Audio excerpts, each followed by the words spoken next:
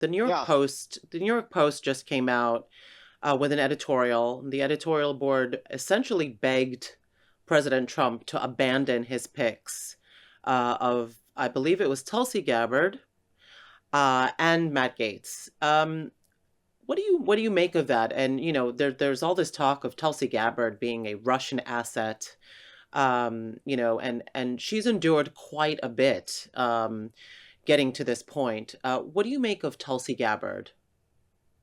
No one loves the New York Post more than I do. But I also remember that the New York Post told me that Ron DeSantis was the future. And the Murdoch Empire owns the New York Post, and the Murdochs have decided that they're going to try to stop Gates and Gabbard. Uh, Tulsi Gabbard is a serving lieutenant colonel in the Army Reserve. She is deployed overseas. She also has served on House committees. She's also made the foreign trips. And she is someone who has the president's confidence. Trump's first director of national intelligence, Dan Coats, did not behave with the heart of a servant in the Trump administration. Dan Coats basically signed off on a report that said that the Russians intervened to get Trump elected. Dan Coats never stopped the Russian collusion hoax in its tracks. Dan Coats also said that global warming was the biggest threat to our national security. And so, yes, Gabbard, yes, okay, there are issues. But let's put it in context to Trump 1.0. And over again, what I'm seeing in the transition is, this, how are we going to do things better than the first term? Every first term for every president is a disaster. Obama, Clinton are remembered as fantastic presidents because everyone's remembering years 7 and 8 when they finally figured it out. But their first terms were horrible, full of scandals, people being fired, corruption, all sorts of ethical problems, and just out and out mistakes. The problem, maybe the benefit of Trump spending 4 years in exile is that instead of that small gap between the election and inauguration that a president gets when he goes into a second term, where you just sort of, most presidents, virtually every president except for Grover Cleveland, just slid into their second term. Now he's had 4 years of contemplation of the lessons learned. And that's why he's being so direct. And that's why he's being dramatic. He's making these dramatic picks at the height of his political power because the president has a shelf life, but certainly he's at the height of his power as he approaches inauguration. Right. And I mean, of course, well, we were not even talking about 51 so-called intelligence officials who made a claim that actually was not true. We should have gotten the About Pulitzer Prize for fiction. the Hunter Biden laptop was Russian disinformation.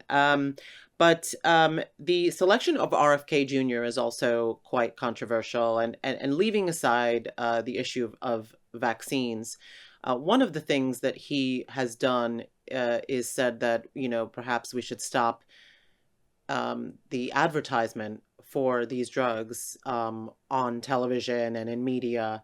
Do you think that some of these things are what worry them the most? It's not necessarily his anti-vaccine stance, but the fact that he is going to interfere in the food and pharma industries in ways that are frightening every level of industry. I ran a small newspaper in Cambridge, Massachusetts, in North Cambridge, right? Just that one neighborhood, this one zip code. And I was told by my real estate advertisers that if I ran crime stories in my paper or on my website, they would pull their ads. So I pulled all the crime stories because I was in business to be in business. So I know on the line of scrimmage that these pharmaceutical companies have an extraordinary influence on news coverage. And I think it's corrupt and it's a perversion. Will RFK ban all pharmaceutical ads? Maybe not. But at least he'll, give them a brushback pitch, maybe sort of put them back in the box a little bit. I mean, it has to swing the other way because it's absolutely absurd, the coverage that's done on medical stories in this country when you consider that all of our evening news and all of these broadcasts are paid for by the pharmaceutical companies. Yes. Well, I mean, some of the other appointments that have come out over the last week have not been quite as controversial. It hasn't created quite the stir that some of the other ones have. But what do you think about the obvious one, the big story, the deportations that are going to happen? Homan, Stephen Miller coming out, this week and saying it's going to start from day one, these deportations, and you have governors, and you have California now saying that they're going to become a sanctuary city. You have a lot of these states and cities saying we will not comply and we will not go along with whatever federal orders there are. What does this look like on day one? What does this look like when everyone says we won't do as you say we should? I think the American people are really sick and tired of open borders. They're sick and tired of criminals getting a free ride, especially non-citizen criminals who seem to be getting the biggest ride of all. I think when we found out that when Laken Riley's murderer was living in the Roosevelt Hotel, which when I worked in Manhattan was a fine establishment, and then was flown on a government-funded flight on a he asked for a flight to Georgia, and so the government just gave him a ticket to Georgia, where he then killed Riley. People are like, what is going on? And then you have like the mayor of Boston or these governors. What they're really saying is, we do not want you to deport our nannies, our landscapers, the people who are washing dishes. You go to fine restaurants in Boston, there are no illegals in the dining room eating. There are illegals serving food. There are illegals sweeping the floors. Like, these are the modern day slaves for this left-wing elite. And so that's what they're worried about. Who's going to babysit my kids? Who's going to mow my lawn? Who's going to wash my dishes? And I think most Americans understand what's going on. And, they say, well, we can't find Americans to do this job. Well, you can find Americans to do the job if you paid a living wage. If someone could afford their rent, if someone could afford to buy their kids a bike for Christmas working for you, they would do that. There's a lot of jobs people would do. They just want to be able to buy their kids a bike for Christmas. Well, there's just as the last question, I remember when Merrick Garland was denied his seat on the Supreme Court. So the story goes that he came back and found revenge as he became AG.